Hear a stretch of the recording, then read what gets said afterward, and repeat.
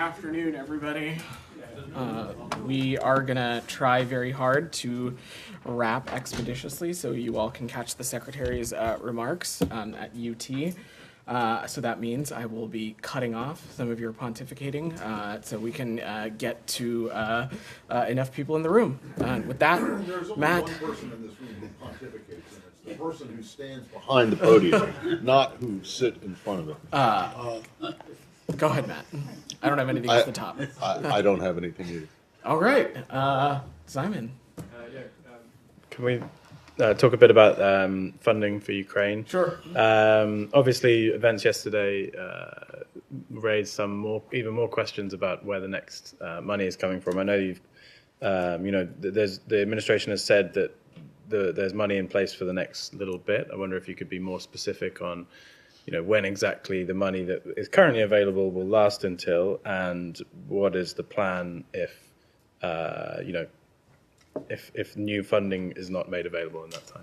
So I'm just, again, I'm not going to get into the specifics on this. I think we've talked a great deal about the importance of why we think we need to continue funding this kind of funding. And as you know, yesterday, President Biden convened a call with allies and partners to coordinate the ongoing support for the people of Ukraine as they defend their freedom and independence against Russia's brutal invasion.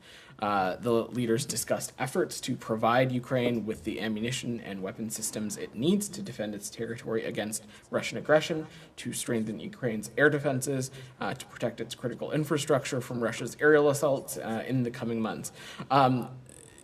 I will just reiterate, though, as the Congress works through its various mechanisms and procedures, we cannot, under any circumstances, allow America's support for Ukraine to be interrupted. A lapse in support for even a short period of time could make all the difference in the battlefield. And so this is something that we're going to continue to work closely with our partners in Congress on and continue to coordinate directly. I'm not going to get ahead of a speaker's race, but it's been clear to us that there is a majority in both the House and the Senate that support continuing to help and support our Ukrainian partners. That is still the case. Nothing there has changed, and Congress should keep the commitment it's made to the people of Ukraine to fight against this kinds of aggression. And that call with allies, was there any sort of, has there been any commitment to say, okay, you guys are struggling with funding, we'll step up? Is that really what you're asking other countries to step in where, the US has this kind of political chaos, and you're basically asking allies, can you cover us for a little bit? I certainly, it was certainly not that kind of call. It was a convening call to discuss ways in which both us and the alliance can continue to support our Ukrainian partners, but also ways in which that we can continue to support one another. I will just note, though, that President Biden, under his leadership, we have developed and established quite the coalition that has been able to provide our Ukrainian partners with the kind of systems and assistance that it has needed to continue to defend itself, and that's also in large part about what this call was about. Okay. On funding, Go ahead. Senator Ben Cardin, chairman of the Senate Foreign Relations Committee, has blocked the $235 million in military fund to Egypt until Egypt makes progress in human rights issues. What will happen now with the package that the Secretary has already waived the block on, and did the department answer Senator Cardin? So we're going to continue to engage closely with not only the Egyptian government, but also Congress about how these funds will be used, consistent with our commitment to U.S. Egypt strategic partnership that advances our shared vision for a secure and prosperous region, and one that enables tangible and sustained progress on human rights issues. I will just note, Michelle, that Secretary Blinken stands by his decision that is in the U.S. national security interest to waive certain certain conditions related to the fiscal year 2022 foreign military financing assistance for Egypt, the 235 million number that you laid out. We have obligated a total of 1.215 billion in FMF funding that Egypt will receive for FY 2022. We're continuing to work through these issues with Congress and our partners in Egypt, and that is going to continue to be the case. I'm not going to get ahead of that process. And what effects this block will have on these aids? Again, this is a process that we're working through with the Congress, and look forward to continuing to engage with Chairman Cardin and SFRC on this as well. Alex, go ahead. Thanks, happy Wednesday. Moving to Azerbaijan, if you don't mind. Can you please fill us in on now disclosed and confirmed secret meeting took place in Istanbul on September 17, reportedly between the US, Russia, and the EU. What is your best version of what happened there? How was that born? And what were you hoping for? Well, I would I'd perhaps first take issue with the characterization of it being a secret meeting. Alex, as you know, someone who's covered these issues for some time, we engage with stakeholders and interlocutors in the region quite regularly. And the meeting in Istanbul on September 17th came together to address specifically urgent humanitarian issues and the provision of potential humanitarian aid in Nagorno-Karabakh. That's what that meeting was about. But broadly, the U.S. remains deeply engaged on the situation, and we continue to be committed to helping the parties achieve a lasting peace in the South Caucasus. Just to confirm, was it a meeting of Minsk group co-chairs? It took place at the working level, Alex. Who initiated that? Again, I'm just not going to get into the specifics of this beyond what I already outlined. And was there any? I'm just curious. This is the first high-level meeting between U.S. and Russian officials. Again, I just called it. It was a meeting that took place at the working level, Alex. And again, this was a specific topic on the issue of humanitarian needs in the Nagorno-Karabakh region. That was the scope and the context of this meeting. I would not expand it or overinterpret this to mean anything else. So how frustrated are you that 2 days after that meeting, the dominoes started falling? Broadly, this is a situation that we have continued to be deeply concerning about. I don't want to boil down on one specific moment, but we're of course concerned by the situation after the recent hostilities, and it has resulted in over 100,000 ethnic Armenians fleeing the Nagorno-Karabakh region into Armenia, and we're closely monitoring the situation on the ground. Of course, we continue to be concerned and paying close attention to the humanitarian impacts. That's why part of the reason why this meeting had been taking place. I'm going to work the room a little bit, give it the hard out. Saeed, go ahead. Thank you, Vedant. Very quickly, the Israeli authorities, the Israeli military authorities, prevented British Foreign Secretary James Cleverly from visiting the Palestinian village of Ain Samia. I wonder if you're aware of that, if you have any comment on that. They also prevented other European diplomats. This village had recently been basically empty. Let me say a couple things, Saeed. As a general matter, we acknowledge that Israel makes determinations relating to its security, and our limited understanding of this is that this was a decision made it was a security decision made in coordination with relative security partners. So the government of Israel and, of course, our partners in the United Kingdom can speak more specifically about the Foreign Secretary's travels and anything about his trip. But what I will just say is that the U.S. remains committed to engaging Israeli leadership on this issue, on the issues of settler violence, and we continue to have robust engagement, including engagement on the ground to visit and engage with these affected communities. But you agreed that Israel should allow foreign diplomats, including American diplomats, to go into villages and places in the West Bank that, where crimes or crimes against this was a decision made rooted in security, and so I will just leave it at that. Okay, just too quick on the Palestinian issue. Israel, every time there is a holiday, Israel, closes all Palestinian neighborhoods and so on. I mean, couldn't they just celebrate whatever rituals they can without basically imprisoning the Palestinians' home and making life very difficult? Life is already difficult, making it far more difficult during the holidays. Do you have any comment on that? Saeed, as a general matter, we believe that authorities should respect peaceful prayer and assembly. I'm certainly not going to stand up here and tell any community how they should observe any religious holiday. That would be improper for me to do so. DR, go ahead. Thank you, Yeah. Vedant. The U.S.-backed forces, Syrian Democratic Forces, they denied their involvement in the recent attack in Turkey, and SDF commander Muslim Abdi in a tweet says that Turkey is looking for pretext to legitimize its ongoing attacks on the region. And he urged the United States and also the international community to take appropriate position to this Turkish preparation for extending its military operations into North Syria. What's your comment and position on that? So we recognize the legitimate security threat that the PKK poses to Turkey.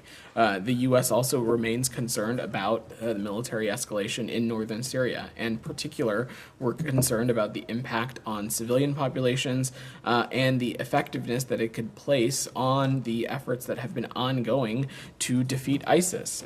We continue to advocate for de-escalation and the maintenance of ceasefires as a key pillar of our policy in the region, and we continue to coordinate with Turkey and that they should coordinate its actions with Iraq in a way that supports and respects Iraqi sovereignty. Go ahead. Thank you. Yeah.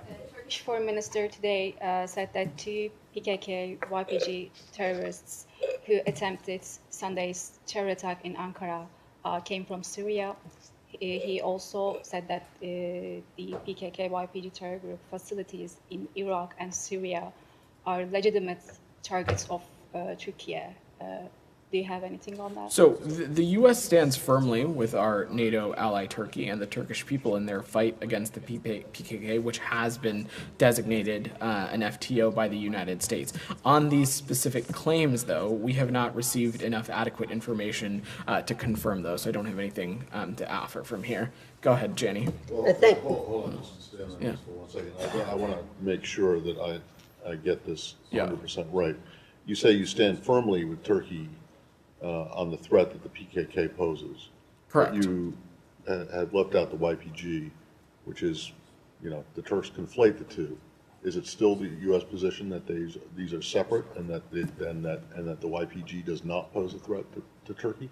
That is the case. I'm not here to change longstanding U.S. policy. Okay. So you don't stand firmly with Turkey. We stand firmly with Turkey. On the PKK, but you don't stand for. On their broader position, you don't agree with. Matt, we could splice this a million ways, I'm sure. But splicing anything, it's just you don't agree. They say the PKK and the YPG are both threats to them. Recognize. You don't agree with the second part of that. We recognize right? the legitimate security, the threat that the PKK poses to Turkey. We stand with them on the specific claim that she asked. Directly. Does the YPG? Do you think that the YPG, poses a threat to Turkey? I don't have a security assessment like that to offer from up here. YPG poses a threat to Turkey as well. And you support them. Why? Again, I will just say that we have been very clear about the PKK. We have designated them as an FTO. We stand with our Turkish allies on this. On the claims that you mentioned about the origination from Syria, I just don't have anything for you on that. Can we stay at... Okay. Okay, go ahead. Yeah. You see YPG and PKK as two different groups, or do you think that is there any links between these two groups? I think I answered that question when speaking to Matt. I have no updates to offer. They're two separate entities. Joseph, go ahead. Quickly on Iran, the UN arms embargo is expiring later this month. I know we've discussed it in this room a couple of times leading up, but obviously there's a time crunch. Can you update us on any plans on what you guys plan to do?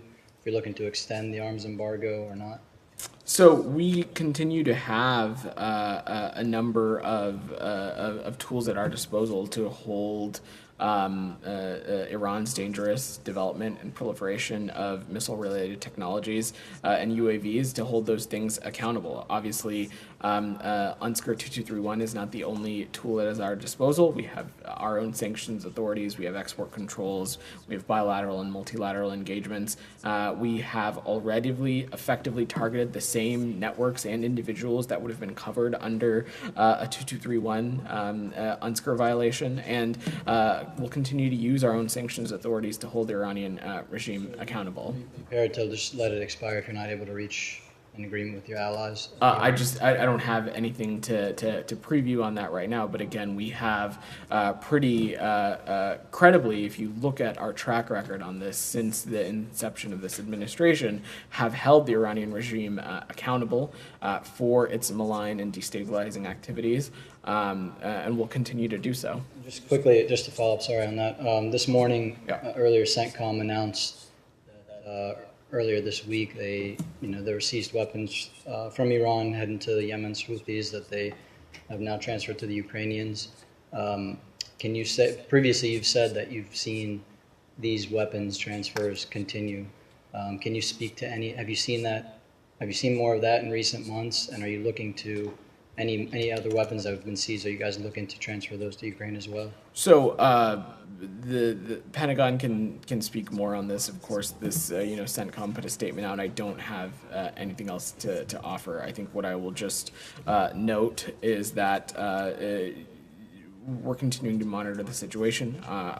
As it relates to anything else on this, the Pentagon can speak to. Well, on that, does the embargo, I mean, was it ever asked inside the administration in this building or elsewhere that you're aware of whether the transfer of Iranian weaponry,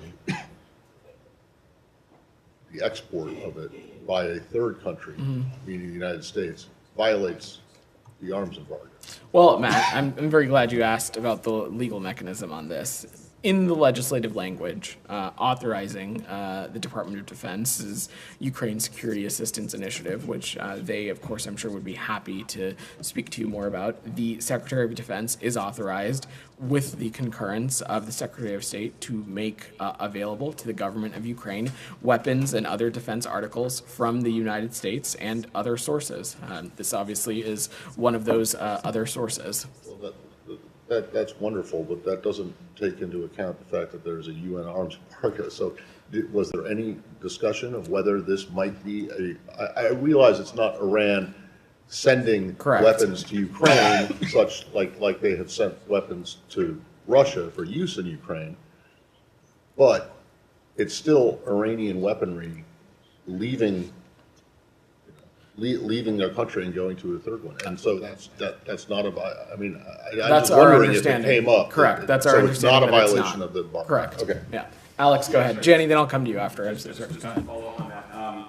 Is this, and it is state that announces the PDA, so I understand that we can ask DoD, but a lot of this does have to do with state. Do you expect these seizures and these transfers then to Ukraine to be part of an ongoing strategy, a larger strategy, at a time when obviously the Ukrainians have low levels of all kinds of ammunition, and there are huge questions about American funding? Is this something that we're going to see more of going forward? Well, first, broadly, this, as you know, this is not the first time that we have seized Iranian security systems or assets historically. But I don't want to just speculate or offer an analysis on the provision of our a new strategy when it comes to the provision of our security assistance for Ukrainian partners. I think we have a very clear track record of ensuring that our Ukrainian partners have the systems and the assets that they need to defend themselves. And I don't want to speculate on if there will be more or less of these kinds of transfers. Can I just follow up on the Egypt question? Sure. Put a finer point on it. Apologies if I didn't understand. That 235, is that done? My understanding was that it had expired, gone back to Treasury because of the end of the fiscal year. Are we still discussing that same tranche? Does the national security waiver trump the hold that Senator Cardin put on this? These are things that we are actively engaging Congress on. We are engaging on them them on this. As I said, the Secretary continues to stand by our decision to waive the certain conditions in the U.S. national security interest for this $235 million. I, again, would view this not as a singular moment in time decision. This is something that we are engaging on with Congress and the Egyptians on as well. Jani, go ahead. Two questions on China and North Korea. It is reported that sanctioned North Korean oil tanker ship settles in Chinese port.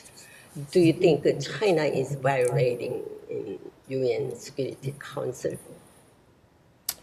A North Korean tanker, is that a Chinese Yes. port? Is that the question? I just don't have anything on that for you. Because this is already a sanctioned ship in why Chinese port, because Chinese is against the UN sanctions. Certainly, if it's a sanctioned vessel, any kind of subversions of sanctions against that would of course be concerning. But I'm not aware of this specific scenario. We've long said that as it relates to the DPRK, we believe that Beijing has can have a constructive role to play in reining in some of their destabilizing activities, and that continues to be the case.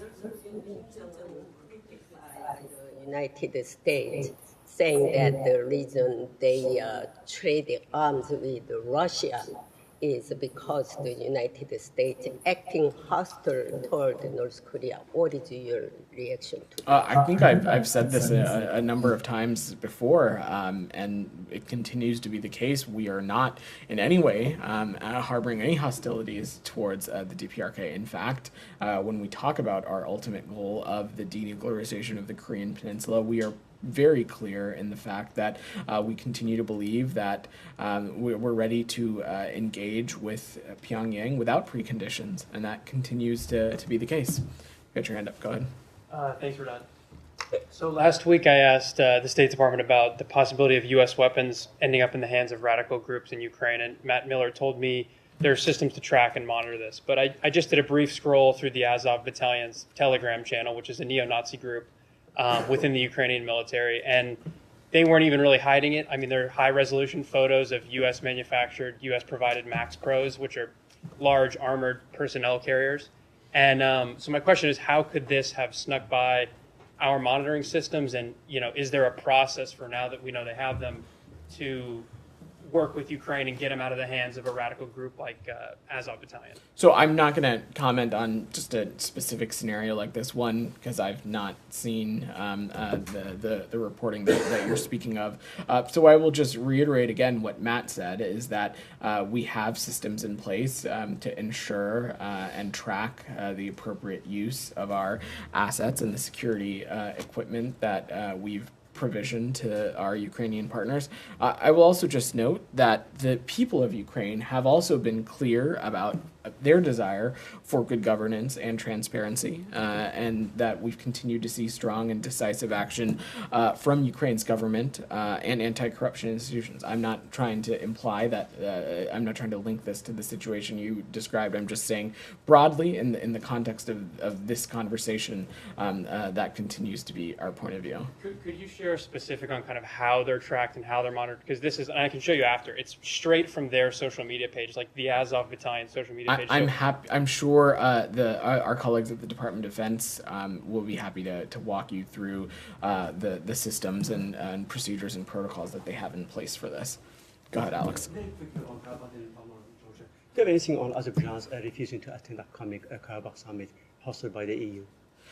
We note that President Aliyev will not participate in the proposed meeting in Grenada. We've consistently been clear, though, that dialogue between Armenia and Azerbaijan is essential to resolving this longstanding conflict. This is something that the Secretary and others here continue to be deeply engaged on, and we will continue to work on this. Thanks so much. And on Georgia, Georgian Parliament today approved amendments that restrict freedom of gathering and prohibit some demonstrations.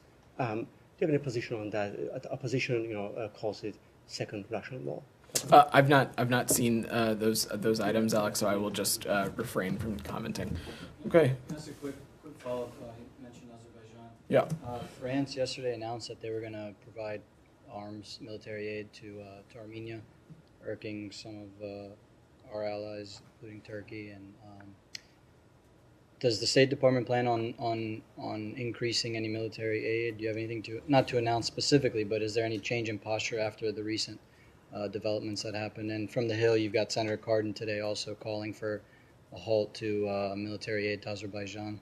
I have no change in posture to announce. Again, we continue to believe that dialogue between Armenia and Azerbaijan continues to be incredibly important to finding a dignified and durable peace for the South Caucasus. It's why the Secretary has engaged on this so personally, and continuing to speak with counterparts and interlocutors in both countries. Were you guys consulted? Did the French consult you before this decision? I'm just not going to get into private diplomatic conversations.